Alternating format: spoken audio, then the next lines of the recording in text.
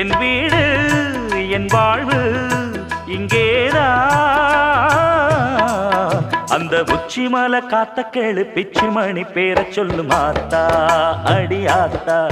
அந்த சின்ன குயில் பாட்ட கேளு என்னுடைய பாட்ட பாடு மாத்தா அடியாத்தா. எங்க தம்பி நீ என வாழ்த்தும் இந்த பூக்களே எல்லோருக்கும் செல்ல பிள்ளை நான்.